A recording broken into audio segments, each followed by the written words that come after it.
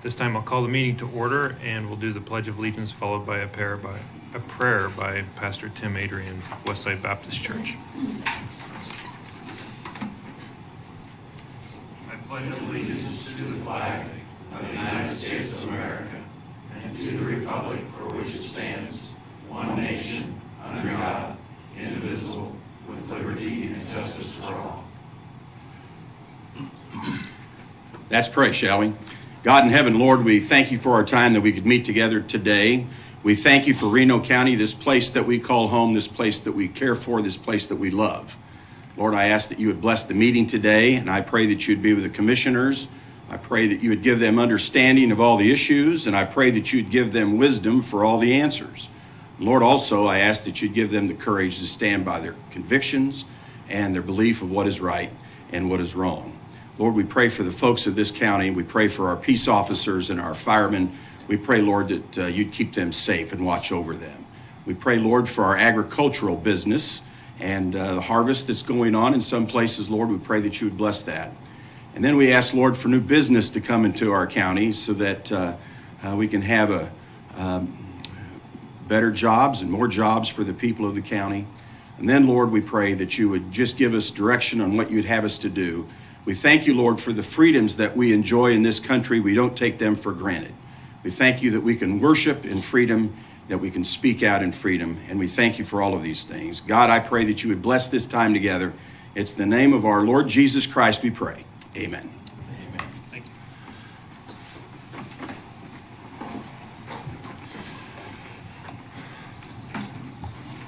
you. Okay, again, welcome everyone to this rainy morning.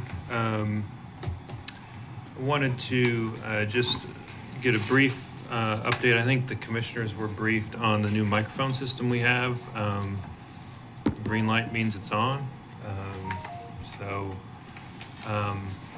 The IT staff also said that these mics up here will be read for this meeting just because of some stuff they're working on. Mike, would you mind just telling us what the IT department did here and what the objective is of these new microphones? Mike Matthews, Information Technology Director. It was a request of the board that we enhance the sound in this room a little bit better. So we worked with McClellan Sound, and they did some research, and they recommended this Shure conferencing system, and so that's what we have in place here today. It does have speakers at each one of your mics. It has a speaker built in, and then we enhance the sound in the back of the room so that people can hear better. It's really a fairly simple system. If you want your mic to go off, you just hit the button and it'll go off. You can put it back on. You can hold the three buttons for mute if you want. So it should enhance the sound in here. We did quite a bit of testing on Thursday and then again yesterday, and it seemed pretty good, but I'm sure there's some adjustments that we'll need to make. Presenters need to remember they need to speak directly into the microphone so that it can be heard, because we couldn't put a lot of gain in them because the microphones are so close together. We didn't want to get a bunch of feedback. So that's really the short of it. It's a very simple system, and we think it will work well. Thanks for that update. How's it sound up here for the commissioners? Better? Lots better? Okay. And in the audience, can you guys hear better? Good. Well, thanks. Good job, Mike. Appreciate it. Is there anyone here for public comment for items not on the agenda today? Hearing none, does the commission or staff have any additions or revisions to the agenda? Staff has none. Yeah, I'd like to pull out 6C and 6F from the consent resolution, if that's okay, for discussion. Is there any concern about pulling those out by commission?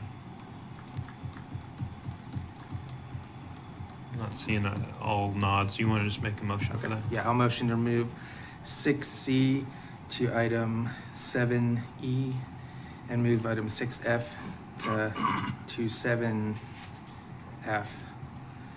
in the agenda. Commissioner Weitzel wants to change the agenda 6C to 7E, 6F to 7F. Is there a second? I'll second it. Second by Commissioner Parks. Any discussion?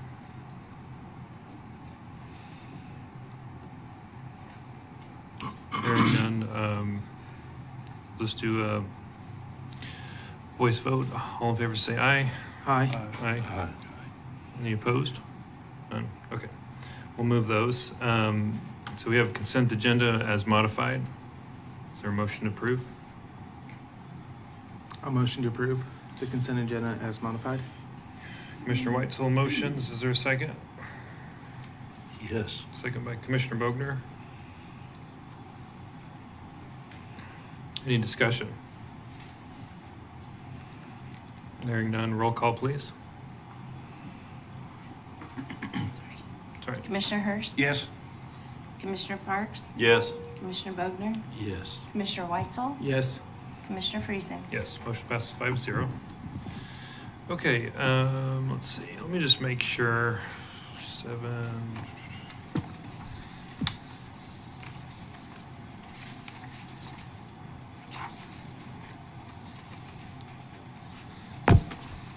Is there any staff here for 6C? Kyle, Okay. to answer about, you're talking about for the declaring the item surplus. Yeah. Yeah, Kyle does that process. Okay. He's here. He's also here for his annual update. Okay. And then Donna's here for 6F. If the commission's okay, I'll just move 6F to the top of the business items. Any issue with that? And then we'll move 6C there by 7C, since that's same department. So, Donna, it's all right. I guess Commissioner Weitzel, if you want to start, since you asked for 6C to be removed, and then Donna can address the item. Sure. So what I would request we do instead of declaring, or instead of canceling the warrants, I would prefer that we turn them over to the state as unclaimed property. Donna, this is your agenda item. Would you like to provide a recommendation? Sure. Donna Patton, County Clerk. I have Brenda Treasurer with me here too, because she's going to explain the process. It's not as easy as just taking a check for $3,000 and sending it to the state and say, here you go. There's a lot of steps involved in that. That's why we canceled them, because you have to do that anyway. But Brenda did, she has a step-by-step of what she has to do to get those canceled. So it's not an easy process. It takes several weeks. Brenda, you want to add anything, Brenda? Yes, sir. I'll just give you a very quick rundown of what it takes. Number one, you have to determine whether it is unclaimed property or not. Once you determine that, there's dormancy laws that apply. Kansas, usually for what we're looking at, which is uncashed checks, etc., those, it's a year. So I don't think we have any issue with that at all because they're longer than a year now. Then you have to do your due diligence in sending out letters to notify. And of course, now you're paying somebody to prepare the letters, the postage to mail them, and then follow up on them. Once you do that, then you have to make a report, usually a spreadsheet form, and that has to be uploaded to the state. Once that's done, and I'm missing a lot of the little steps, but we send a check to the state that matches, of course, the spreadsheet. Then, after that, we have to do a journal entry, and Leslie usually takes care of that because we've got to balance the books. And here we've taken how much money out, sent it off, so we're out of balance unless she does that, accounts for those funds. Unclaimed checks and such, I don't know that we have had any. We haven't done a lot of them. I think last time was 2017 or 2018, and as far as I can determine, nobody has claimed any of it. What we currently do, of course, the checks on the resolution and stuff like that, we can flag the customers. So if they come in and they need a title done, they need a duplicate of something done, anytime they come in to do something and their account is pulled up, it's flagged that says we have an uncashed check. At that time, we can verify the address and so on. So that's generally the way we do it. It just kind of flows that way. We're not out any time for anybody doing all this. We are not out any postage to notify the customer. And generally, we try to issue those pretty quickly while we have a good address and get them done. But have any other questions? So what would be the estimated cost to turn this over to unclaimed property? Just a rough guess. Like, are we talking $100 or? It really varies a lot because the procedure changes if what you owe somebody is over $100. There's a different set of rules that follow that, and you have to determine as best you can that they are still a resident of Kansas. It's just a lot of background work to it. So it's hard to guess. You know, if I've got little $10 checks, $20 checks and stuff like that, you're going to do the same amount of work on those that you do if they're over 100. There's a few extra steps, but so far we haven't really had what I would say is a long list of checks left for the resolution. Money amount, probably going to cost you more to go through the unclaimed procedure than it is the money that's sitting there. Commissioner Bogner? Yeah, Brenda. A lot of businesses have on their checks if they're not valid after so many days. Are our checks that way in Reno County? Yes, they are. I thought they were. Yes. So these people know when they got that in hand that they need to step it up. Yeah. Due to the fact that we're looking at budget and trying to save all the money we can in different ways and be more efficient, I think this is an efficient way of doing it since they've been notified correctly. And I don't see any positives to doing this. And so from that aspect, I would move to approve the resolution to cancel certain county warrants as presented by staff. Commissioner Hurst, motions to approve as presented. Is there a second? Daniel, Second by Commissioner Bogner. Any discussion before we Well, vote? I had the same question that Don did about the marked checks, but it's obvious. How many, are we talking, this deal here shows $1,200 and some dollars. How many particular contacts within that do you think there is? Just a guess, I don't care, you know. don't have to be accurate. Maybe a third of them, maybe.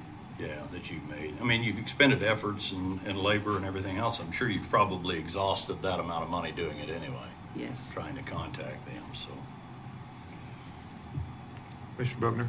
Well, I've noticed in the past, when anything gets sent to the state, the only thing they have is they publicize the name on a list. And if you don't think about going there to look at it, and if they thought Reno County owed it and it was up there, they would never go there to look for it. So you'd probably be better off to hold it here, is my thinking, just from what's happened to me in the past and various business entities that I've seen. You're not expecting anything there, so you never go look there. And they don't out and out publicize it. You've got to go to their sites and check things out. I'd say they'd have every bit as good a chance of getting it with our method that we're currently using as sending it up there. Okay, there's a motion and a second. And just to be clear, we've posted this to the media at least once, right? So, okay. Roll call, please. And this is, just to be clear, this is a motion to approve as presented, so it would be a motion to cancel the warrants. Commissioner Hurst? Yes. Commissioner Parks? Yes. Commissioner Bogner? Yes. Commissioner Weitzel? No. Commissioner Friesen? Yes, motion passes 4-1. Thank you. Thank you. Appreciate it. So I think we're on item 7A now, a resolution regulating the sale and handling, use and storage of fireworks. Staff want to present on this one? Good morning, Commissioners. At the joint meeting with the City of Hutchinson, Commissioners discussed changing, maybe the City of Hutchinson and the county changing our stance on fireworks. We have an old resolution that was 2012-30 that restricted fireworks in the unincorporated areas of Reno County fairly significantly. Fireworks is an area in which counties have a wide amount, and cities also have a wide amount of discretion as to what they want to allow and not allow. Based on comments at the last meeting, I tried to draft a resolution that focused on aligning the county's policy with the City of Hutchinson's new policy, which is to allow what the Federal Transportation Department classifies as consumer fireworks, which would be more things than are currently allowed, which would be most of the things that you see sold at a commercial fireworks stand. I then just modified the old resolution, took out some things that really were, in my opinion, redundant, and tried to keep it as it was written because we hadn't really discussed timing or dates. So that's what I presented this morning. I made a small tweak to our approval process for commercial fireworks policy because that's come up in the past. Basically, in the past, you had to have your permit 10 days in advance. I've changed it to be a little softer. If people get their permit to us earlier, we can guarantee that we'll get their permit processed. If they're within the 10 days, we're going to try hard, but there might be a situation where we can't get it done. But that's basically what I've drafted this resolution to try and do. Feel free to discuss, modify, do with it what you will. Comments from the commission? Okay, I'll start. So I guess the two things that really concerned me was on the second page on 2 and 3, where it makes it a puddle, it violates the ordinance to possess these items. And so my thought was somebody that buys these items legally in another state, drives through Reno County, gets stopped for a taillight, has these in their possession, they could be spending 30 days in, or they could get 30 days for that if I read this correctly. And so I would like to at least take out the possession part on section 2, number 2 and 3. But it would be my preference to since we're talking about the unincorporated areas of the county, it might be somebody that owns, a good bit of land, and, if they want to set it off on their own land and there's nobody around, we're not talking about cities or, places with high population densities. They can make their own ordinances, but we're talking about the unincorporated areas of the county. And so, my thoughts, if people that own the land want to do this or allow other people to do it, then number 2 and 3, I don't think should apply. And then also the time restrictions, if they're out on their own land. So those are my thoughts. But other than that, I thought it was very well written. Thank you, Patrick. Okay, thank you, Commissioner White. So we'll go around the room and somebody can make a motion at the end if you want. Commissioner Parks? The only question I had, this is directly off the state reg policy, isn't it? So they're illegal in the state of Kansas Yeah, to possess them in any county, as I understand it. So ball rockets and what the aerial luminaries, which are the things that kind of float. Yeah, I know. So, yes, and so in some ways I thought about removing it because it's redundant. I think generally most ordinances I looked at and resolutions keep them in there just to remind people that that's what we really want to target. I think the reason why most fireworks statutes or resolutions or what have you talk about possession is because the defense is usually, I wasn't going to light that. I was just carrying it from my grandmother or something, so that's why you usually see that, but it's up to you guys what you want to do with it. But yeah, this is basically consumers, normal people who aren't doing a commercial fireworks can have the commercial grade fireworks that are legal in the state of Kansas.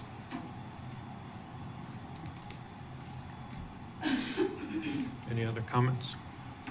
And also, you've written in, and it's like you said, you copied this pretty much according to standard procedure 2 and 3, but also a person versus a company, where you have like Showalter Fire. I'm just using this as an example.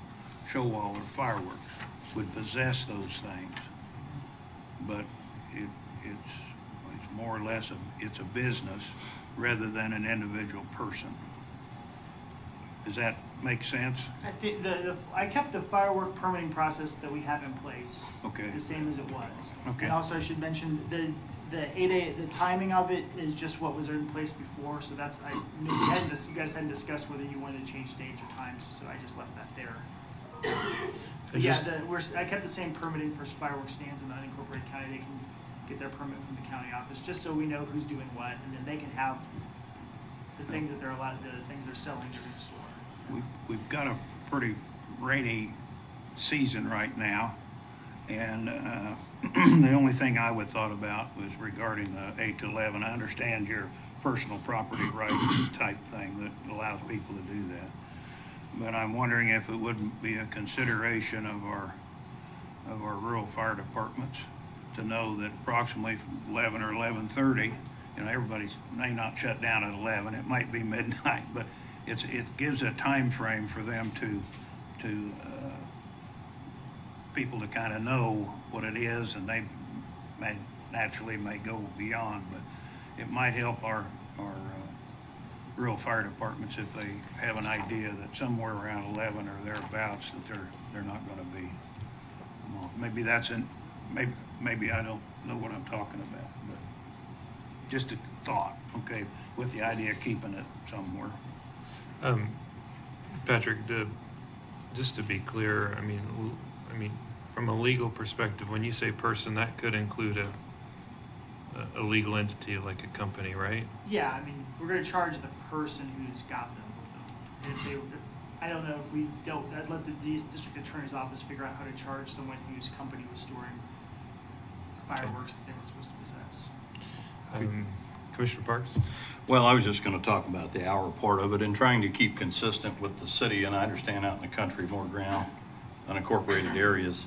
I think the reasoning they had behind 11, obviously, in the city was it's courteous to people next to you, but having a conversation 2 weeks ago with Chief Beer on a Friday at the morning after the opening of their station, they are not looking to warn anybody this year. If they are out and have to patrol after 11, I would hope that the county would be consistent with that they are going to write a ticket. That was his exact words. We're not warning this time. If we got to come out after 11, you will be issued a citation. So I kind of get what you say, John, about doing it out in the country. You have some more latitude out there hour-wise, but consistency, I think, would be good clear across the county to make it easy for responders and things like that as well. So that's kind of my feelings on that. Well, one thing we could do on section 2, items 2 and 3, is you could say except as otherwise authorized by the state. And you know, if you're authorized to transport, or would that help at all, or would that mess things up, Patrick? I mean, if you're licensed to transport fireworks and such, Yeah, I mean, that makes sense to me. If or you you're a want me to- commercial operator.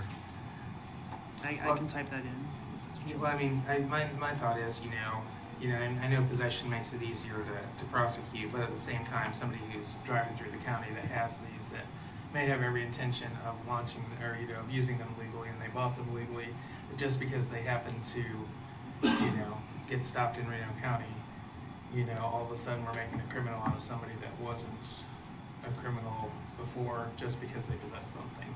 And so I've always had a problem with possession things, just for that reason.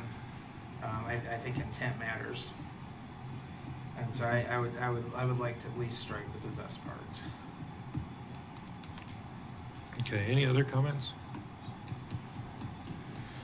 Seems like Commissioner Weitzel, you're taking the lead on an amendment here. If you'd like to offer a motion. Yeah, so I would like to move that we amend the fireworks as written to remove in section 2, numbers 2 and 3, the words "or possess." Okay. There's a motion to approve as with excuse me, one amendment that was just described by Commissioner Weitzel. Is there a second?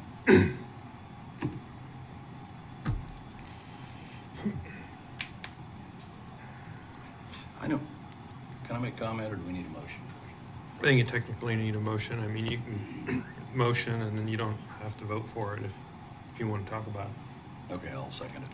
Second by Commissioner Parks. Discussion. I think it'd be interesting if it is a state law consistently across, how does that get prosecuted? And I'm looking at our sheriff out here thinking, if there was a stop made, what would transpire? Typically, is there a way to answer that? Well, Maybe it would clear that up a little bit. My take on possession and intent. Usually, when you make a possession crime, it's to make it easier to prosecute, and their defense is transport from one legal place to another legal place is usually not a good defense, and that's with most other substances. I mean, we don't have a lot of fireworks busts. It's generally not something we target, but yeah, that would, and just the reason is just to prevent people from having to prove someone had the intent to light a firework or was just holding on to it, usually waiting. The cynical attorney would say waiting for the authorities to leave so they can light it. But I understand if you're on the Highway 61 or something, maybe you're going from A to B, but it's hard to write perfect laws, I guess.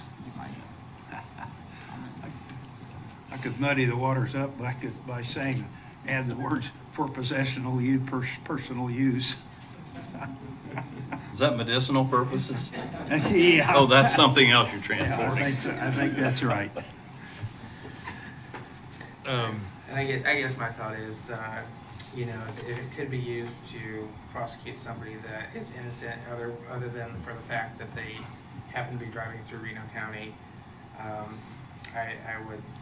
would say, I don't know. I hate possession crimes for that reason, because it turns innocent law-abiding people into criminals simply because of what's in their vehicle.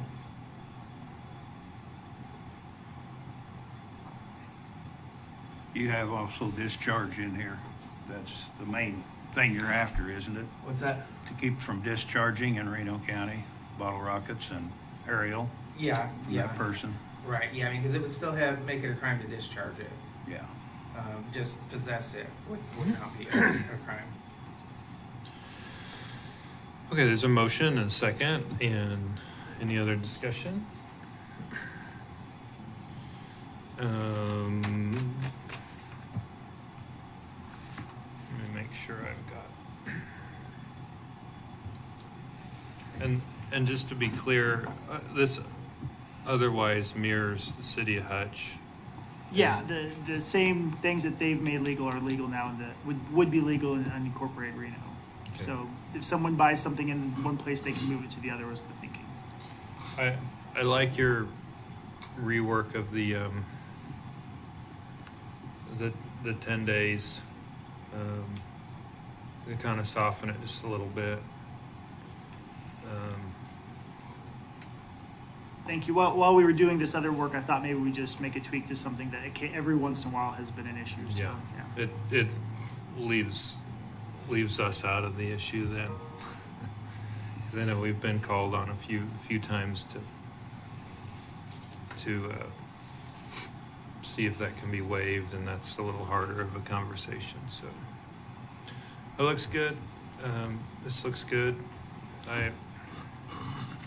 Would you repeat the motion? Yeah, there's a motion to approve the new resolution here, which is going to be what, 2023-12,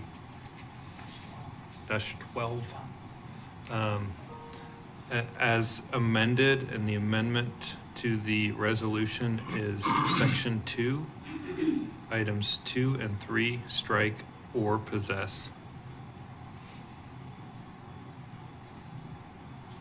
Is that clear? Leaving the time in. Yeah, there As was written. no request on that. All right. Everybody clear? Okay, roll call, please. Commissioner Hurst. Yes. Commissioner Parks. Yes. Commissioner Bogner. Yes. Commissioner Weitzel. Yes. Commissioner Friesen. Yes.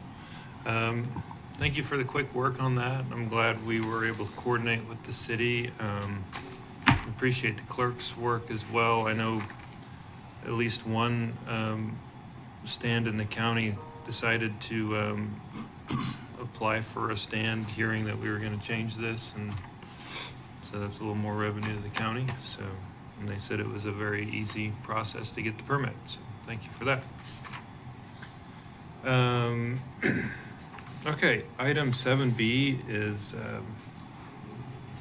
Solid Waste Department.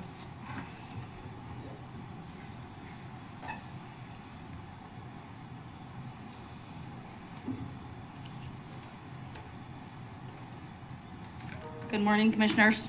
Megan Davidson, Reno County Solid Waste Director.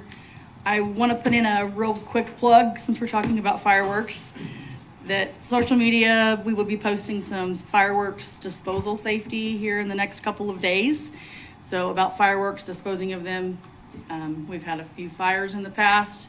So if the public would like to look at our social media sites for fireworks safety disposal, we have some options for everybody to hopefully prevent fires for ourselves as well.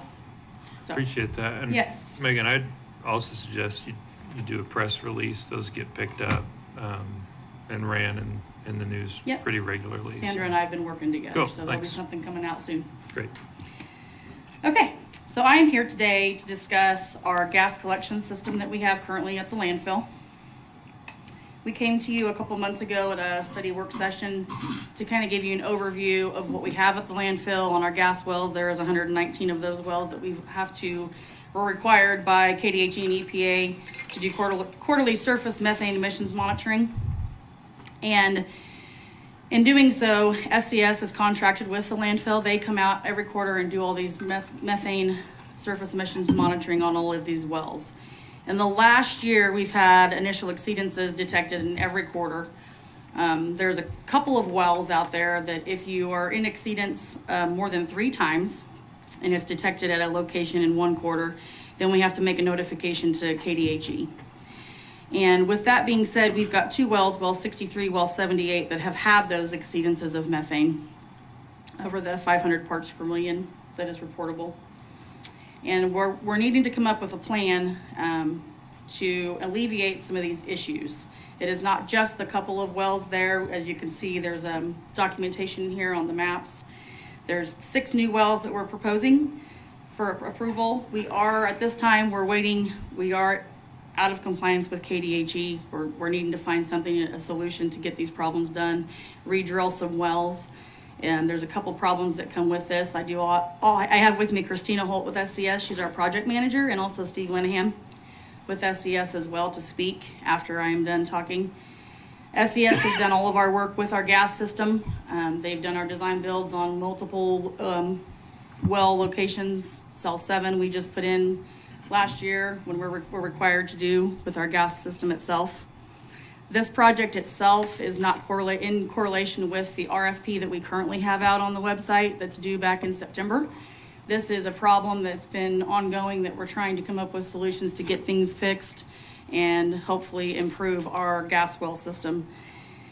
With doing what we've proposed here, it'll alleviate a lot of the extra work that has to be done to get these wells to pass per KDHE and the EPA regulations that we have to follow. With that being said, if you have any questions to go over, I myself or Christina can help answer those. I'd be more than happy to discuss it. And I believe we have a time frame of this project taking approximately 6 weeks. 6 what? 6 weeks to complete. How many wells is it? There's 6 new wells total that we'll be re-drilling. And then we've got 4. So some of these wells, they have what we call watered in. So we have to pump these wells and get the water out of these wells. So we're going to put pneumatic pumps inside those wells that'll actually pump themselves. So we don't have to manually pump the wells ourselves with pumps and do all the manual work that goes with it. There's a lot of new linear footage of pipe that we'll have to put in with these as well to help on the flow of the methane. It's an older, I say older well field, but it is an older well field. Within time, it creates problems. We have a couple wells that start and then it just kind of trickles down, and it's just part of maintenance of a gas collection system. How old are these wells? Cell 5 was installed 2014. It's almost 10 years. And we're in cell, we just put in new wells in cell 7. We just started placing waste in cell 8 in March. So we've got, from that date, we started placing waste 5 years to install those new wells. And that's part of our operating plan that we have to follow. So the wells that are getting replaced are at least almost 10 Some of them, years? yeah, almost 10 years. How about the rest of them? Christina, would you like to come up and help me on my memory here?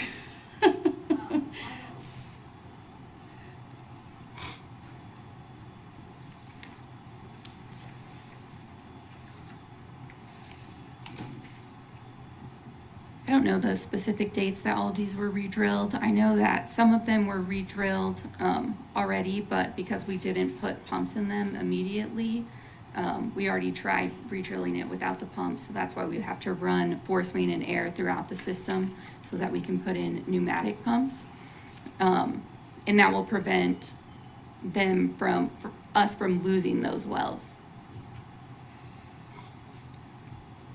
So I think most of the wells that are replacing were done in 2014, but there are some that were drilled after maybe 2017, if I am remembering that correctly.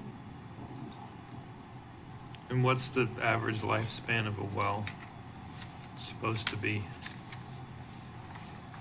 Wells, they require maintenance, and there isn't a typical lifespan of a well. Some of these wells that are re-drilling were put on a side slope so they don't have enough perforation, and now that we've raised the cell so high, there's just not enough perforation to pull on the gas, so some of those are being re-drilled and will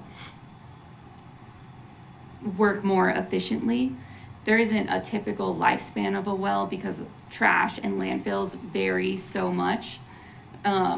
Some of the wells in 2014 that were installed, they're still doing fine. There's just a select few with liquid problems that are causing this. Okay. And just from a fiscal impact, this is coming out of a essentially utility fund, so there's no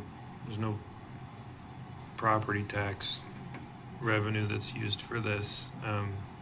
Is this going to increase the rates at the No, this is coming out of what we call our reserve fund.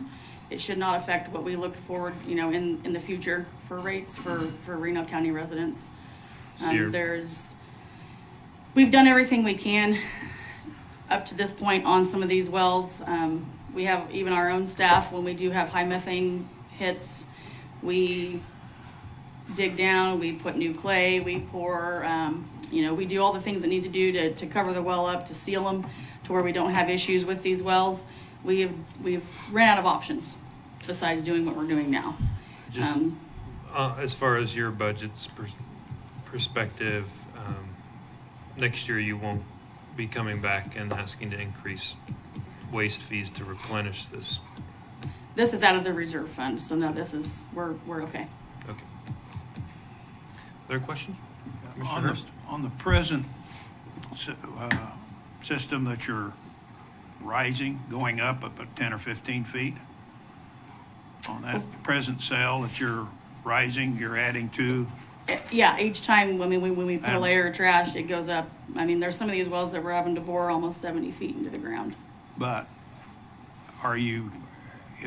was there enough foresight to put enough perforation in those present wells that are on that site that will be rising, so that you won't have problems with the present wells that are there now on that site, that you won't have to go back in and re-drill because there's not enough perforation? So we've done a little bit of on the design here, and I can have Steve or Christina talk to this on some of the new linear pipes that we're adding and doing. We're doing some things different that'll help maybe with the flow on ones that we've had problems with in the near future.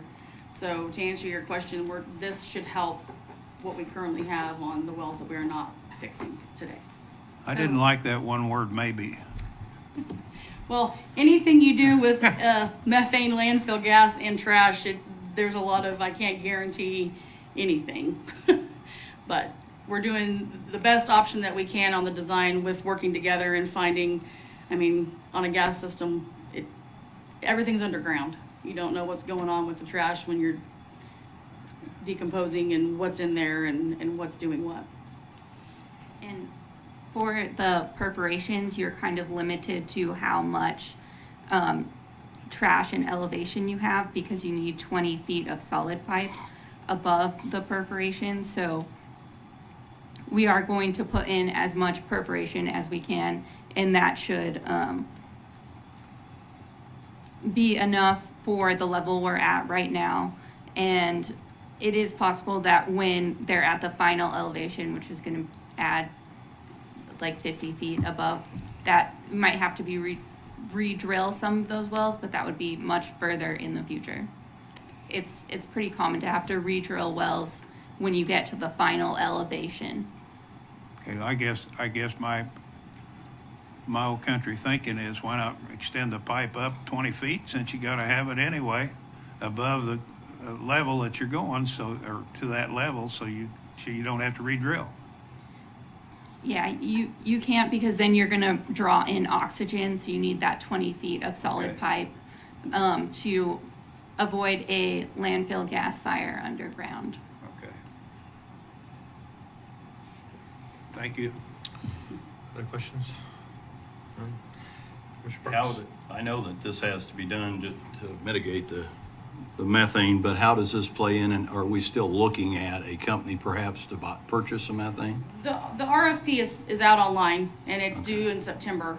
Okay. So when we get all of that back, this will have nothing. A developer wouldn't want to come in and fix. Well, I get Spend that. but what we do will play well with what they want to do. If it could help on the methane generation, yes, on what we've got for methane and what's going in on the wells. It just depends on what developers we get and what they want to do with it. Mr. Bogner, you got anything? Okay. Is there a motion? 7B?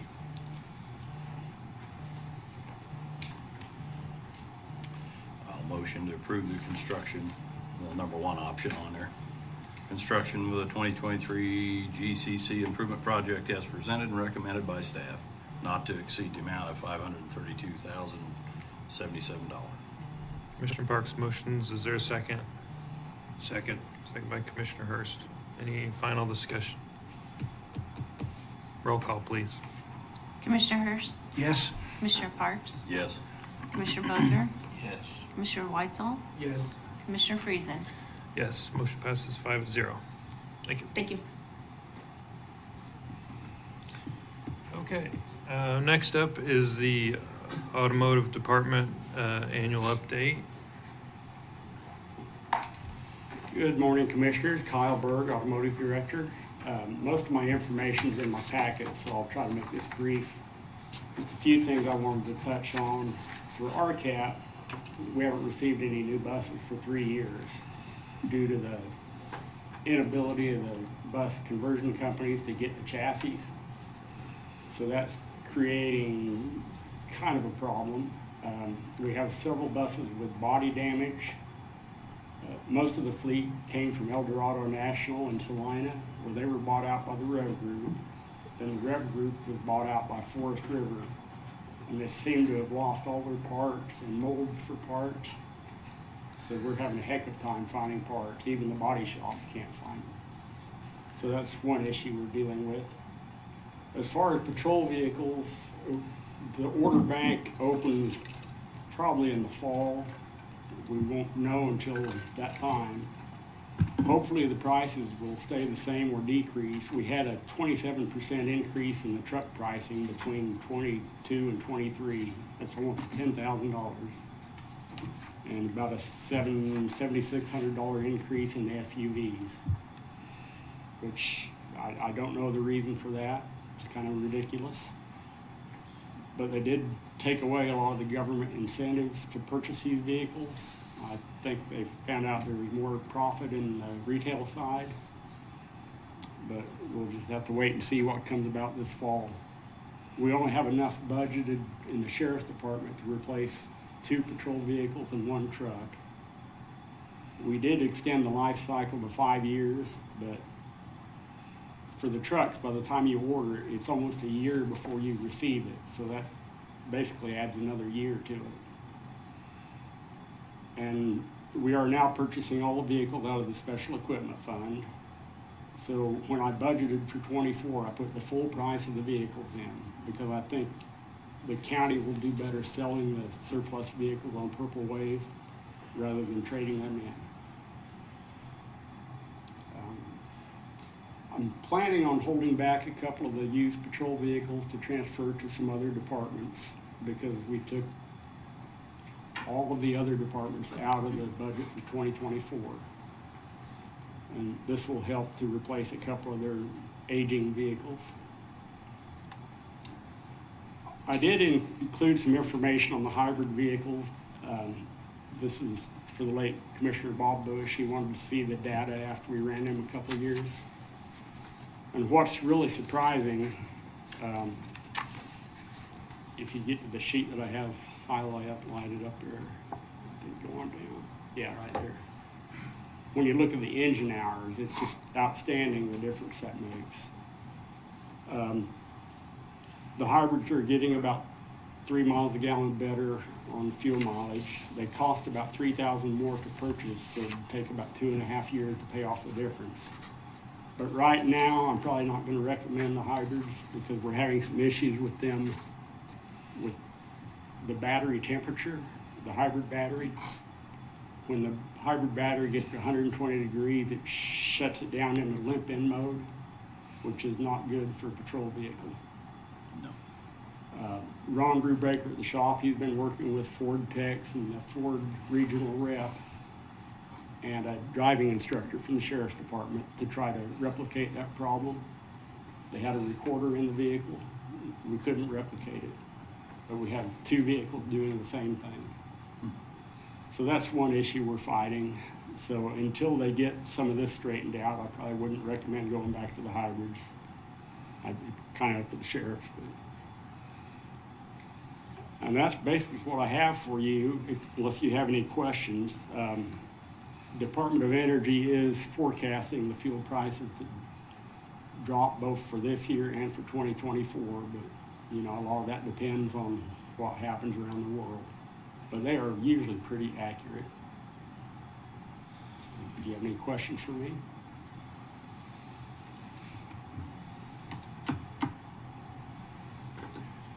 Yeah, can the new vehicles, are they available to run ethanol? The trucks are not. The cars are. They're flex fuel vehicles. Okay. So they're E85 compatible. We did run a study years ago when we had the Crown Vics. They were flex fuel vehicles, and we ran the E85, and I think there had to be a 35-cent difference between the price of the regular unleaded and the E85 for it to pay off, because you lose that much in fuel mileage. And I believe there was less power, if you guys remember. That might be the difference between me driving and you all driving, but yeah, I just bring that up because many times there's quite a few cents difference between ethanol and regular price of gasoline. So, and then I know when I read my pickup manual, which once in a while I do, is that they have to be a time, there's a couple minutes in there when they have to be adjusted to the fuel you're running. And I found that makes a big difference in my mileage on ethanol, is when I do what they recommend to adjust the computer system to ethanol. If you're going to switch over to the E85, I'd probably wait 3 fuel ups before you notice the difference. It takes that long for the computer to adjust, because it actually senses the amount of ethanol in the fuel. Didn't realize it was that. My experience in just my pickup is, but that's different than you all's. So, yeah, I just mentioned that because sometimes I've been noticed 50, 60, 70 cents difference. Yeah, and that price difference, it would be worth it if you have a flex fuel vehicle. Yeah. If you do not, I wouldn't put it in. Yeah. I just ask if you. you have a vehicle that's going to be setting a large part of the year, I wouldn't. Yeah. Because the alcohol actually settles in the tank. I was just curious if you were using any of that. Any other questions? Kyle, would you speak on item 6C, which recommends that we declare a grasshopper mower and 3 magnetometers as surplus? Yes, the grasshopper mower, I believe that was actually a sieved mower at one time, but it blew the engine. And I think the captain got a price, and it was like $2,600 just for the engine for it. So that's why we're recommending selling that. And instead of magnetometers, I'm just going to call them metal detectors. That's easier to say. These were 3 surplus ones that had been stored out at the jail for years. So the sheriff's department asked to put these on the Purple Wave auction. And I think in the meantime, Captain Luke's here to talk to the state fair. I don't know if you want to. Steve Lutz, patrol captain in the sheriff's office. I'm assigned, or we're part of the state fair emergency response committee or whatever, along with people from fire department, emergency management, city of Hutchinson, and so on. In one of their planning meetings, several of the performers that they started last year, they started noticing this, and they're paying separately, are requesting some type of metal detectors before they come in and perform, in order to keep people coming in, the popular artists that are coming in. They want that metal detector prior to people entering. Kind of the odd thing about it is Kansas is an open carry and a concealed carry state, so it kind of defeats a little bit of the purpose. However, they will not come unless those are some of the safety features put in place. So when we were going to get rid of these in our cooperation with the state fair, since we had these extras that we were going to sell that are just sitting there collecting dust, when that come up about the same time, they were really interested, and we talked about if we're just going to get rid of them, it would be a good effort and a good community project to help them and give them the magnometers so they could use that and keep the acts coming in, to keep the people coming into the state fair. Mr. Weitzel, this was your item. So where are these going to be used at? Because that was my concern was, we are an open carry state, and so people walking through and. My understanding from talking to the general manager, Schultz, is that they're going to be at the entrance of, when you come in, when you have a paid ticket to go into the grandstand. Okay. is my understanding. Okay, that makes sense to me. Yes. What's the approximate value of these detectors? When they're brand new, about $5,000 or $6,000. When they're brand new and they have the warranty and stuff like that with them. I mean, we purchased one off of here a while back from the COVID money or whatever, but it varies on what style and what kind you have. So the ones we're contemplating donating would have a value of, what's your best guess? Or I have no idea since they're older and what Purple Wave people sell. I'd probably say about 400 a piece, maybe. I mean, I haven't even seen them, but just from some research on what they've sold for used. Okay. Well, thank you for that information. Is there a motion to approve the surplus equipment, item 6C? I'll motion to approve it as is. Commissioner Parks moves. Is there a second? Second. Second by Commissioner Hurst. Any final discussion on that? Roll call, please. Commissioner Hurst. Yes. Commissioner Parks. Yes. Commissioner Bogner. Yes. Commissioner Weitzel. Yes. Commissioner Friesen. Yes. Thank you, Kyle. 7D is payment options for the Habit Yoder Sewer District land purchase. Don, are you up, or Randy? I'll start it, and then Don can answer more questions. The options that we discussed at the last commission meeting and then put it into the agenda packet was to determine the land that needs to be purchased, or that the county commission has agreed to purchase in Habit for the Habit and Yoder sewer districts is $350,000. The owner that we're wanting to buy this from, or we're buying this from, was hoping to get the money soon because they found land for the transfer needed. So the options that I had brought to you guys at the last meeting and again today are to do a temp note. We would issue a temp note, the county would use reserve money of ours to pay for the land purchase, and then the utility districts would have to pay the county back with whatever interest rate we determine is, I guess, what it would do on the retail market, what that interest rate would be. We would charge the utility districts, and then they would have to pay that back.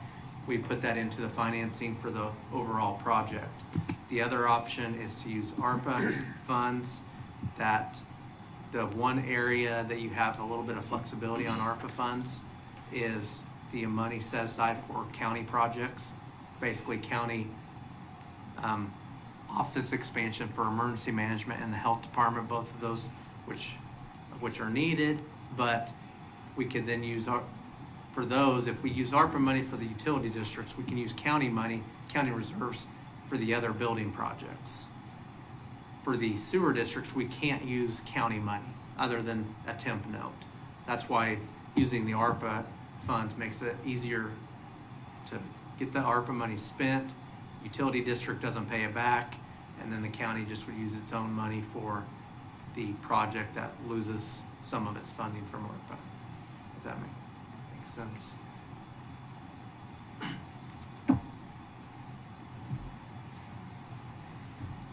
Commission have comments or a motion? Question. Question by Commissioner Mover. So the first option is a loan, Right. essentially. Right. The second option with the ARPA funds, we're switching where they were going to be used. Yes. But they would both be used for county projects. So if we, one place or another, we're going to use that. The only thing is, I guess we can tax all the citizens of the county for a countywide health department deal. Or emergency management. Yes, that would be the county fund, the county budget. We'll discuss in a little bit. that's maybe closer to $80 million in budget, overall budget. Utility districts only have 220 customers. I think it's around 220. So for them to repay it, it's just that small group that is coming up with these funds for their project. But you're right, for the emergency management and health department, the county has a lot more flexibility of the funds we can use. Mr. Parks? Well, I don't know if there's any further discussion, but I'm going to move that we accept the ARPA funds to pay for the ground. Mr. Parks moves for option 2. A second? A second. Second by Commissioner Hurst. Discussion? I'll say a few words. As I said last time, I can't support this motion for a couple reasons. One is and I know 3 commissioners don't have the advantage of being through the ARPA process, but we did take requests from multiple utility operations throughout the county, including Habit, I believe, and we decided against it because it wasn't an equitable use of funding that was designated for the entire county. And so to Commissioner Bogner's point, we have needs, I think, related to the fire department and health department that these funds have been earmarked for. If we take them and put them here, then that's just a new burden on our taxable funds that take tax revenue to support. So I think this has a potential to increase tax burden across the county rather than requiring those that use it to pay for it. In this case, there's 200 and some odd utility users that need this service, and like all utility funds, that's who has to pay for that. And so the second point is related. If we open this up, I think it would be fair to open up all requests from utilities across the county and review all of them again, because I know multiple cities fought pretty hard to get some assistance in their utility funds, and I don't see any difference between this fund and other city requests. And so I know again, the 3 of you don't have the advantage of seeing that process and seeing how we tried to treat it fairly, but this goes against the efforts to be fair across the county, and so I can't support it. I might speak and say the difference being here is this is being forced upon us by KDHE as to be done, and the others are continuing to maintain what they're doing in their municipalities, as I understand it. And so we have no choice but to take the lead as a county entity with this, because they can't do it themselves. The numbers are not there for their funding to be able to provide this. So it makes sense to me that it now has become a county function to do this. Those monies were laid back for county purposes, regardless of what we needed to reserve for. And I believe that's my intent with this, is to do county things first. And we've got a big enough burden for the folks that are laying at $6 million to try to complete this project that certainly they're not going to be able to pay. And so that's the reason for the motion. Well, again, I mean, in all my experience with utility funds, you cannot use tax money to support utility funds. This is a creative way to go around that through federal tax money that's given to us that doesn't have strings attached to it, but we certainly can't take county tax revenue and place it inside a utility fund and offset their obligation to fund their own operations. And so I continue to disagree. And I don't want to be an argumentative point, but I would say yes and no. I mean, I followed that complete process through before I was in office, and I know two of the end parts of ARPA, as I understood it, could be used for water and sewage projects. It was earmarked for that. And so I think it falls perfectly in line with where it could be used if we need it. So I know we have other places in the county that could become this burden in the future. I know you've got Sylvia in your district out there. They have no potable water. I don't think they have the means to fix it. At some point in time, they could step in and demand we do something with that. As I understand it from Mike Murphy, the state representative that lives in that area, the city is currently buying them bottled water out there because they have no potable water. So, and if they can't fix it, I would assume eventually that's going to become a burden too. So, I mean, some of these things could be in the future. So. And that's one reason why I support and seconded this motion, with the fact that, with the understanding that there may be some ARPA funds that will come back to the county if they are not spent. And at that point in time, then I think it's an opportunity to look at some of these other water, sewer, other projects that the funds are available to be utilized. And that's my thought, because I know, you mentioned Sylvia, you mentioned Arlington, you mentioned the fact that EMS station at Pretty Prairie, which covers a huge area when they bring the ambulance into Hutch. Then that Pretty Prairie covers the whole western sections at that time, and so I know they could use some more funds to be able to build their ambulance service station, their new one. And so that's my thought, is that they'll probably have some money. They may not have, who knows? But then I think it's time that we look at some of these others. So so are you all willing to look at all of the other requests related utilities? I mean, I can't say for certain that other utilities didn't have obligations that they had to meet related to KDHE.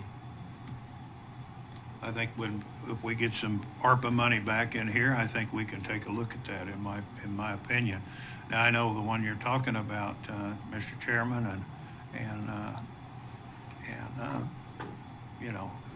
you have to look at each individual project and to see whether they have talked about raising rates to support it and things. And yeah, that's your answer.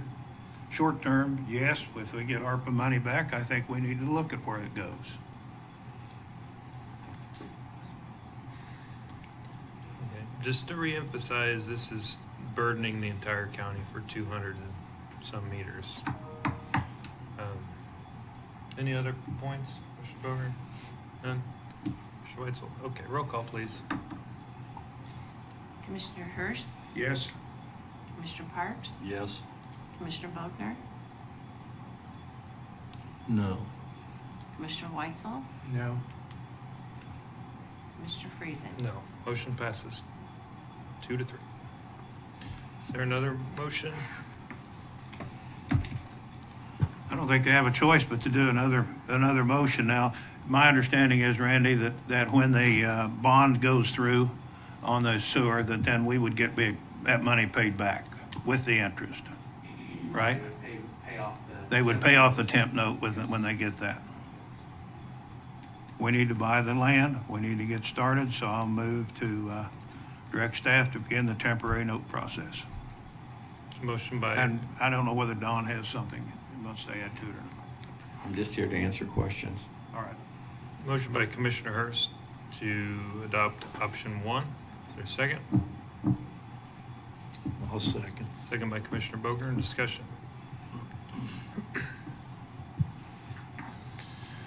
Roll call, please. Commissioner Hurst, Yes. Commissioner Parks, No. Commissioner Bogner, Yes. Commissioner Weitzel, Yes. Commissioner Friesen.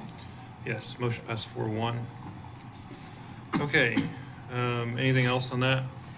Just that with that process, there's going to be multiple resolutions and publications coming at the next couple meetings. So the money to do the actual land purchase is probably going to be August or September. So.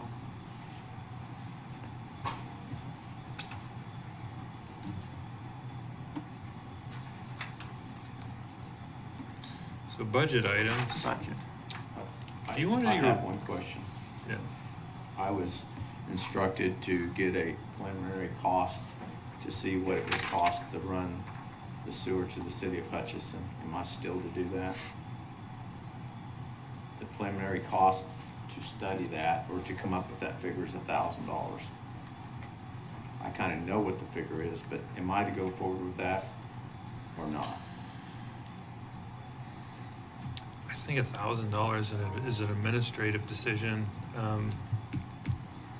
Honestly, the point, and I requested that information be brought back, was the cost of this whole project has doubled, and so to determine whether there are alternatives available that could potentially be less expensive certainly makes sense to me, especially if it's only $1,000, given it's a $6 million project. Right, we can make that decision to go ahead and spend the money, but if you do that, no, even if the project comes in at say $3 million, there's still the cost of this land that we're already obligated to purchase. So it's just That's kinda, okay. I mean, if it's $3 million less, it's still better than still 2.7 million less. The rough estimate between the engineer and I is $4 million for that to run it to Hutchinson. That's 2 million less. I mean, I think it's worth studying.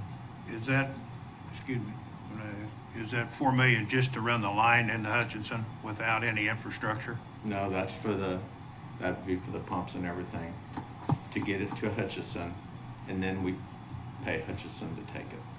But how about the infrastructure that's in this $6 million in Habit's infrastructure?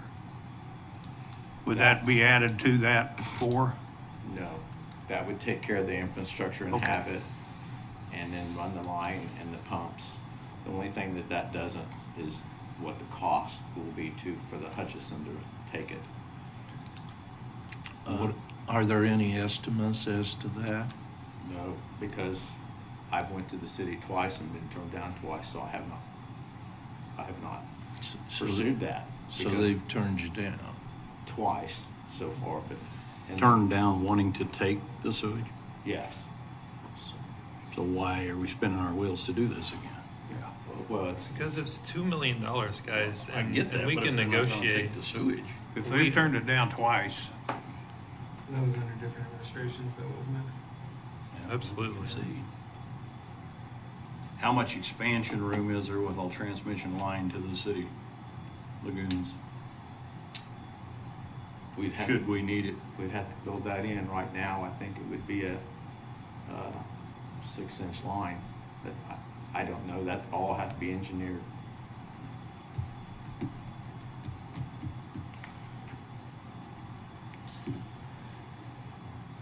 I continue to be baffled why we can't work really hard to negotiate with the city, even if they've said, no, it's $2 million on the table at this point. It makes sense to work to try to negotiate that. And I don't know why we're trying to force a $6 million project when it could be $4. Is there any objection to spending the $1,000 to get this study? Is that a yes? Okay, no. No. Okay, I think you've got consensus there. Don, you have something to say? Okay. No, I just want to get this fixed. I know it's delayed. It's just government. It takes a while. I mean, I think delaying for saving $2 million is an awesome choice. Well, it's not a total savings to $2 million, but I understand what you're saying, because we're going to be paying for them to receive it, and that's never going to go away. So that's another cost that we're not thinking about. If we build the ponds, we get it paid for. But I understand what you're saying. I just, like I say, I just want to get it done. Okay. I had to send another letter to KDHE last week because we're not getting anything Well, done. I'm sure they can be patient with us. They have been started in 18. Yeah. it's a big project, and there's 200 people and $6 million, and I'm sure they can understand why it's a hard decision for us. Appreciate your patience as well. I think, I know the $2 million, supposedly it's only $2 million plus whatever fees they charge. But we've got to keep going forward with the original project because it's got to be done. And so regardless, we've got to know and get started on those grants and et cetera to keep going forward with that. If something else comes up, that's fine, but we can't stop doing what we're doing.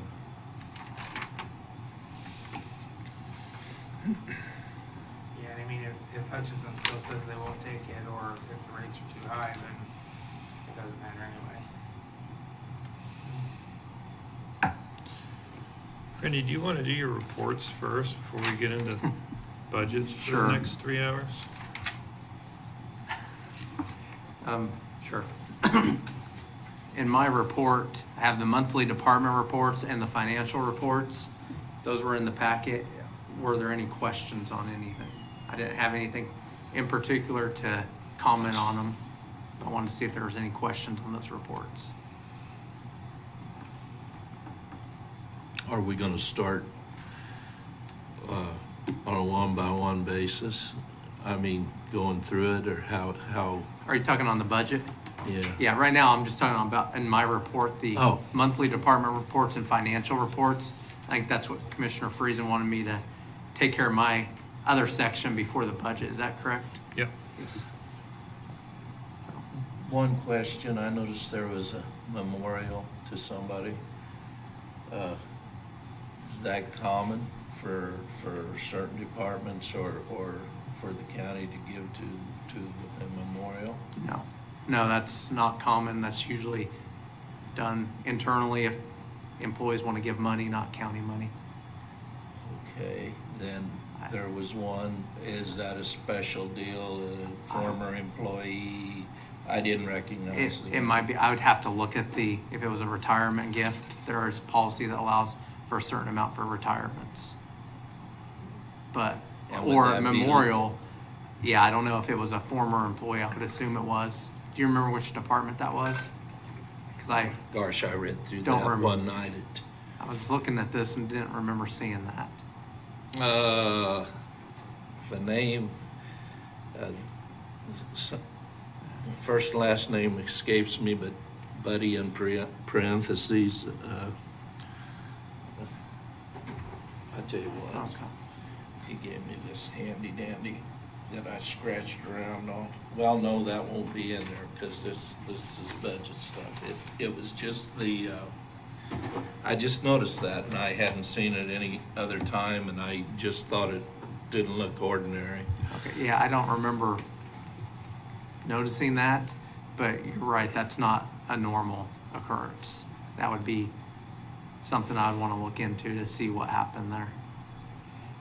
Yeah, it's Control F and search memorial, and if it's there, you'll find it. One second. Control F and search memorial. It was $500 is what it Okay, was. fine, 'cause That sticks in my mind. And I mean, we all give the memorials, and it might be something we would have wanted to do, but I just never saw it as being customary.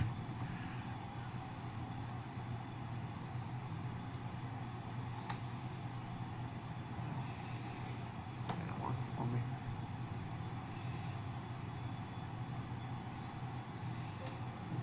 Okay. I'll look into that and get back with, I'll let the commission know what I find. Good. Anything else? Wanted to mention a couple other things. Just a reminder that the next time you guys meet, it'll be on Wednesday. So you're moving to Wednesday. This is the last meeting you have that takes place on Tuesdays. I know Sandra's going to put out a press release or social media post probably later today or tomorrow, notifying the public just as a reminder that the meeting dates have changed after today. And then I wanted to bring up furniture. We had talked about furniture purchases for some of the remodeled areas, the district attorney, IT, HR, and administration, depending on, we won't do a complete, everything brand new, but there are some areas that need new furniture. IT is an example, that since they're completely moving, they're leaving what they have for other departments that end up being in there. So that was kind of custom for their space. The estimate that was received for IT alone is, sorry, I gotta get to the bottom of the page, came in at $58,000 and some change, which, as you know, furniture is expensive. That would fall under the state bid. It's Han Furniture, it's through Robert's Hutchline.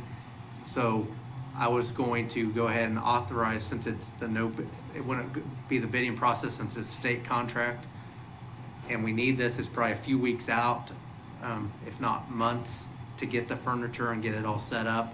I was going to go ahead with that unless you guys had a problem and wanted a completely different process, knowing that would delay everything. And not knowing if we would even get a better price than that. But that is a local company.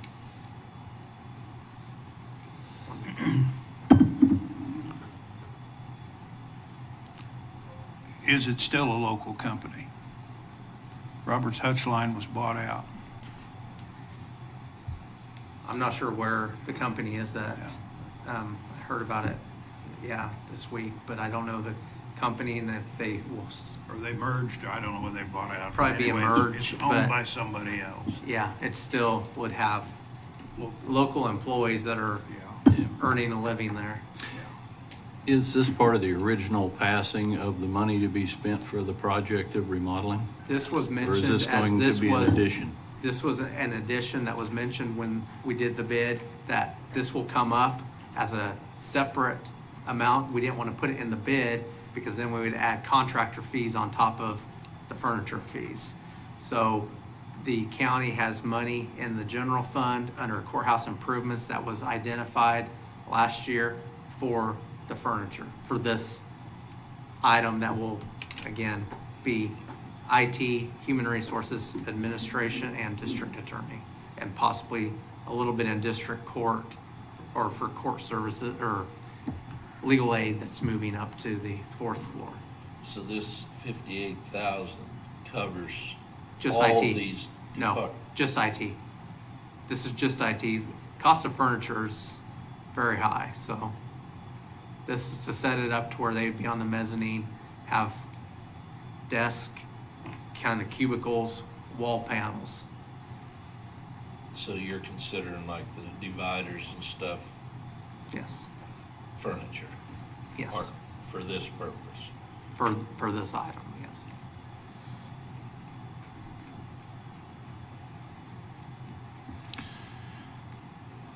I'm not hearing any objection. Okay. All right. Okay, that's all I had for my report. Thank you. Let's just do county commission comments real quick, and then people watching the video can turn it off if they don't want to watch budget work. So I'll start on this side. Commissioner Bogner, you have anything this morning? Yeah, a couple things we'll get into later on the budget. Some people of both ways. They can see problems with inflation, and they can also others see what they consider some waste. The other thing, the Quad County meeting, I was fortunate enough to attend that. Got some good ideas there on appropriating funds to non-government agencies and what ought to be done a little bit there with the contracts. And just in general, knowing that the other 4 counties are pretty much like we are, working on budget and this solar deal. They're all about the same situation, trying to figure out a decent set of regulations. be about what I'd have to comment on. Thank you, Commissioner Bogert. Commissioner Parks? I don't have a whole lot. Attended the hose disconnecting on North Main to their fire department last week. It's quite a facility, it really is. State of the art in a lot of areas and ways. So I guess a neat addition in our fire department. I did not realize that they took 70-some hundred calls out of that particular station last year. That small one was there. They do more than anybody in the area. So that's quite a deal. So a lot of things are going to operate out of there for the local fire department. You know, refilling of their pressure tanks and different things as well. So anyway, if you haven't been there, you ought to go through it. It really is kind of a neat fireplace. I probably stated before I disagree with the amount they spent, but then as a taxpayer, but then it is a neat facility. So I think that Randy and I spoke. I'll speak up and say this, that looking at budgets, and we kind of talked, we didn't talk county business, but him and I did a couple of times about recruitment for some of the lack of help, especially the sheriff's department. One thing came to mind, Chief Beerhead, that they worked on was going into high school with their tech department. Some of us toured that here a while back, and they're going to start a 2-year program in there with fire for local people to be able to raise them up through a fire program and then an apprenticeship. That might be something I would like to see if Darren would be interested in doing for the sheriff's department, for the jail. I don't know what the legal age for working in the jail is.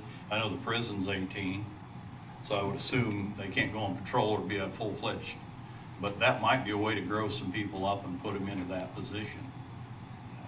Going into that as well, I think that'd be a great option. They also talked, Randy can tell you probably more about that, some diversion of funds to help for that particular reason at that meeting, that Quad County meeting, to recruit young people. Young people don't care a whole lot about benefits at that age, and so there was like a 5-year diversion for some funds to help them get some more money to get started. That might be something that we ought to have a conversation about, because we need to fill those positions up. So that's about all I got. Thank you, Commissioner Parks.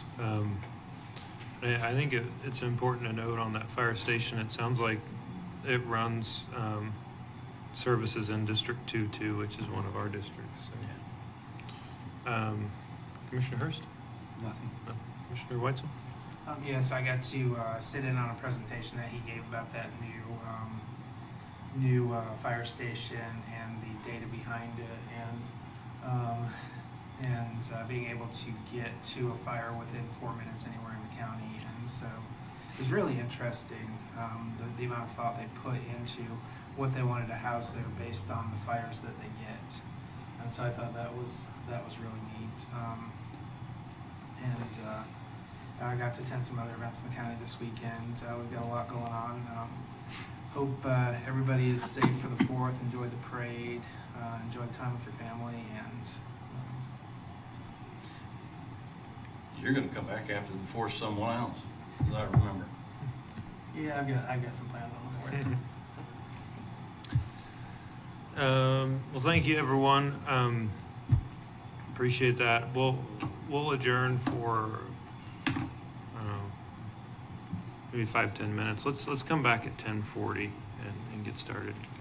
Commissioner, one thing I didn't bring up is the budget work session's a different meeting. You can still televise it if you want, but that would be one where there's probably not decisions made, directions given, but today during this part of the meeting, even if you adjourn and come back, would be to talk about the R&R, the revenue neutral rate, and overall direction that needs to be decided today. Okay. So, Do you have a recommendation on that, or past practice? Or? For the Item 8A. that would be the item. If you want to take a break and come back, because then the budget, what I talk about, then we would adjourn, go right into a work session. Oh, I'm sorry. So 8A is not the same as all the work sessions. It's kind of the broad overview summary, and then kind of whether the commission will set a maximum amount today. Okay. Well, we'll come back to 8A and then adjourn this meeting and start the budget work session. Okay. Sound good? Okay. Thank you.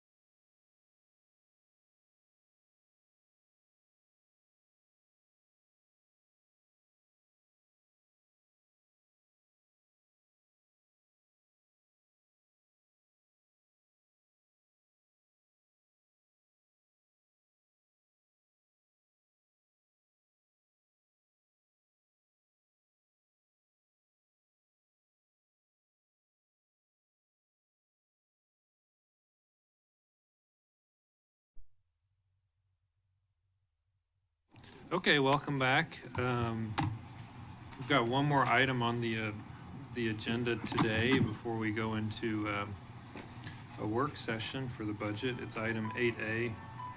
I was a little confused. I thought that was kind of the work session, but that's not. Randy, you want to? Right, I'll get into that in a second, but during the break, I did look at an email. So Commissioner Bogner asked about memorial. Shonda did find that was in the AP batch, but that wasn't in the monthly reports, but that was out of the district attorney, but that was not tax dollars. That was special prosecutor drug trust fund that the DA did. So again, no property tax levied fund is used for that. So I just wanted to clarify, because I told you guys I would get back to you that. So Shonda looked that up for me. Thank you. It's something I hadn't seen before, and yeah, thank you. Yep. On the budget today, what we're going to ask is for direction from the county commission.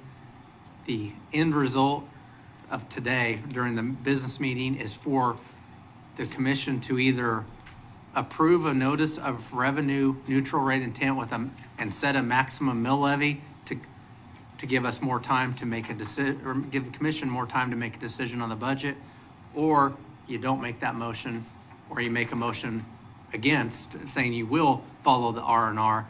That would then give us the staff the direction to let the county clerk know, because her date is July 20th. She needs to know whether there is an intent to exceed, and if so, what that mill levy is.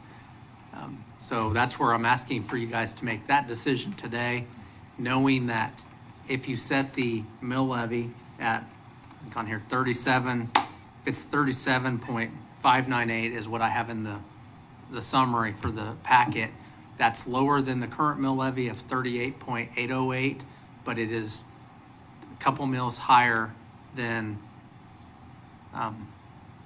the R&R. It's just about 2 mills higher than the R&R rate. The revenue neutral rate, as a reminder, is the mill levy that would result in the exact same property tax collections from the prior year. So the county, let me look at I'll pull up this sheet just so you kind of scrolling pretty quick. Kind of as history of tax levies, what's in yellow is kind of my recommended maximum budget. It won't be the final budget, but what I would recommend you guys set as the maximum.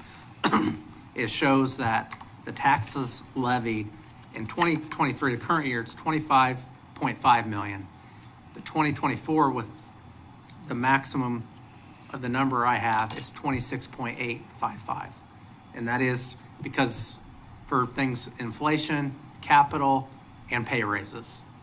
So all of those can be discussed at some point later today in the budget work session if we want to make other cuts, but during the business meeting, it's requested that you set a maximum, whether that's the R&R or an amount above the R&R. And you can see I put on here inflation rates, percent change, just to show, yes, the maximum budget does show above inflation rate, but the past 3 years have been well below inflation rate. And so we've been using up some cash to get there. Even with the maximum budget that I have presented to the commission, let's see, right here, does use up some cash. To get to this mill levy, there's $2 million worth of cash in the general fund and employee benefits fund being kind of not given away, but absorbed into the budget. That won't be there in previous year or future years.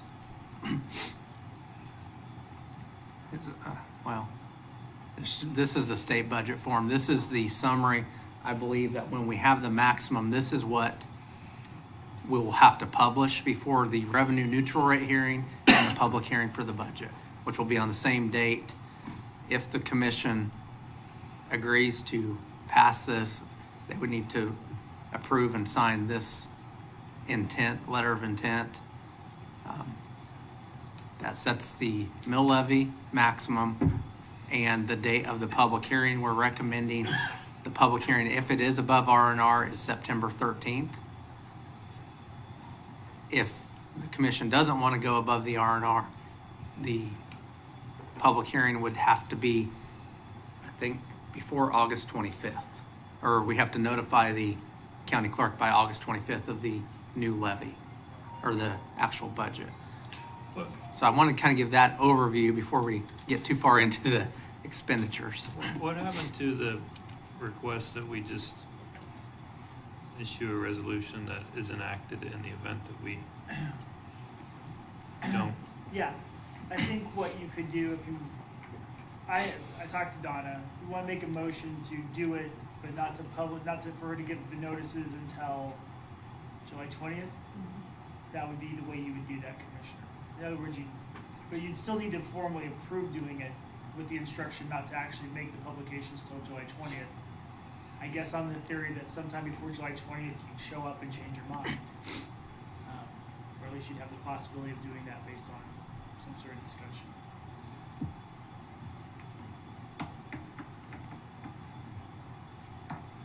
Because right now, we don't know if we intend to exceed the revenue neutral. Because you haven't worked your budget thoroughly is what you're saying, yeah. But because of time, there's not a lot of time to get to that point and still let the county clerk know by the state deadline. Was the issue that there wasn't gonna be a quorum again? I think there's going to be a quorum, but there wasn't going to be a full body. Right. Well, why don't we just do this after we've worked the budget?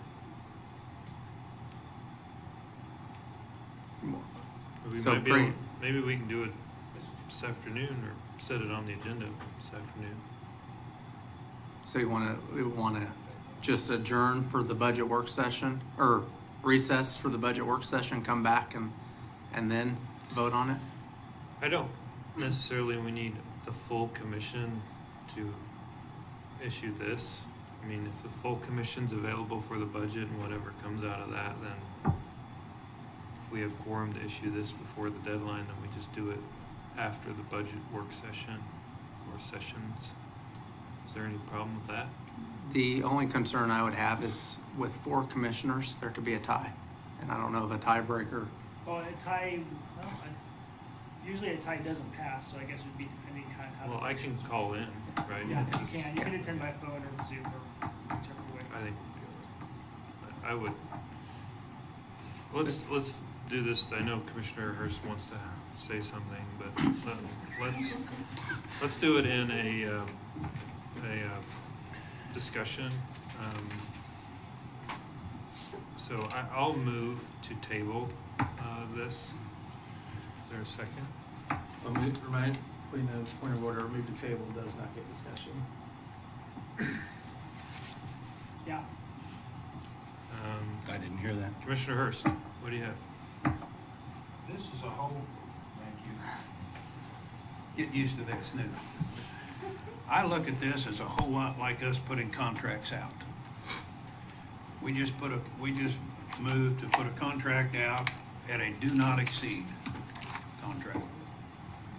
So I think this is a way to get things moving in the process, and we could always, it's a do not exceed. We can decide on how much lower we want to go through our normal discussion and so forth. So that's the way I look at it, is we can get started, get the clerk going, get everybody going, because with inflation the way we have it, as much as I would like not to pay any more, that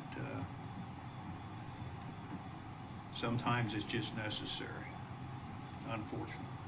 And I've asked people, what do you want us to cut? Well, I haven't got an answer yet. I wish I had an answer. I wish somebody would give me an idea. But that's the way I look at it, is a do not exceed.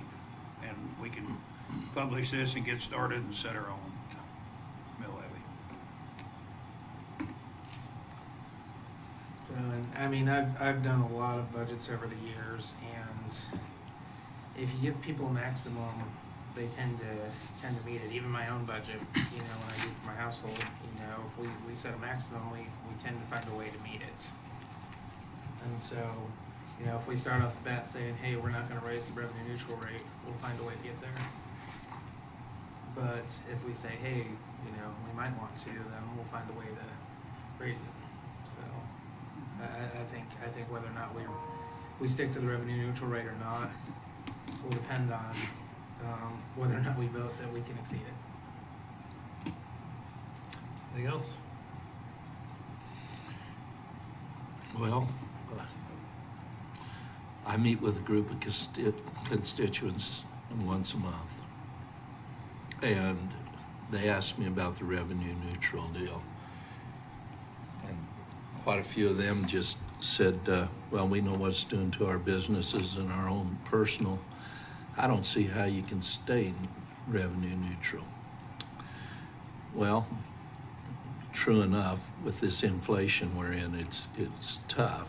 You want to keep things as efficient and as low as you can. You're spending somebody else's money as well as our own. But I guess I don't see a problem with saying we may have to go over, and with the intention of not going over. But I see some things, I think, when we get into the discussion where we could cut back some. But that's one group of taxpayers that watch pretty close what's going on. And they're several of them said that's going to be tough to do, and it would be. You got to live in a world of realities. I don't want to. I want to keep it as efficient and as low as we possibly can. That may not get us to revenue neutral. So, I mean, I would probably vote that we may have to, but I'd rather we didn't get past revenue neutral. So that's my thought. Commissioner Parks, you got anything? I could kind of go either way, but I would rather vote to just do revenue neutral and find a way to do it. Everybody else, I understand, meeting with your constituents and their household has had to adjust. And the only people I see giving raises out, I've been keeping track, is the state and local authorities. A lot of the businesses are not doing that. They've tightened their budget. They've tightened their belt a little bit. Everybody's had to do it at home unless you have the luxury of not worrying about it. And so I think the hard work would be in just doing that. We ought to just stick to our guns and make it happen. I've been through the budget a couple of times looking some items over, not specifically, but I personally feel like I have ideas to change that so we don't have to. Randy shared some figures where we need to get to make that whole. It seems like monumental, but I don't think it is. I think it could happen fairly easily. Well, here's what I'd suggest. Just to be clear, I think what we're talking about is a tomato thing. Like, we're not necessarily. We're talking about timing, whether we issue it now or later, and I think the two arguments are, you know, do you just go ahead and do it and hope for better in the budget process, or do you wait until the budget process is done and then do it then? And so I think we're a bit split. I don't think any of the commissioners think that either way we vote on this is really changing our respect for each other's opinions on the budget process. So I'm just gonna push through a motion to see if it goes through, and a motion to table is my motion. Is there a second? There's not a second. Is there another motion? For a question? Yep. Would it be possible then, I don't know where, well, since there wasn't an immediate second, but maybe we look at adjourning the meeting, going through the budget process, and then bring the meeting back to order. And maybe we won't have anything extra to say, but maybe we will. What do you think about that process? So I could motion to table, and we would basically take recess on this meeting until the study session is done, and we'd come back. I don't think that would be a table, though. I think that would be, Just a regular. Okay, we can motion. well, no. And I mean, just because the difference is important, I think, which I'm not trying to split hairs here, but table would mean that we would have to issue another notice of meeting, right? To vote on. I don't think so. I think you would have to motion to bring it back up, but I think you can table and untable in the same meeting. But point made. How long Unless do you think it will take? Well, here's what unless there's objection, we will recess this meeting and plan to reconvene in the afternoon. Would you like to set a time, and we can always do it again if we need to? Because I think the public might want to know then. Right. If we come back to a meeting, we'll have the LAT here. I would not like to set a time because it could be earlier than that. It'll be recorded, and this one item, I don't think people missing it live is going to hurt them too bad. So. I do think though under the coma, because the media might want to come back for that portion, or other members of the public, that's why I think there might be a need to have a time when you're going to do that. Just as I think about coma obligations and that kind We're of meeting all day.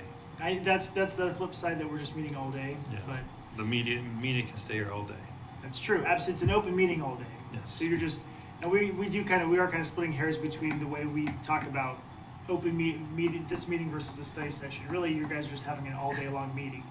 And we That's really can, what's I mean, we can recess for 15 minutes or 2 hours. We don't normally publish for that, so Yeah. Sometime today, you're going to vote on this. Yes. Is I think what you're discussing.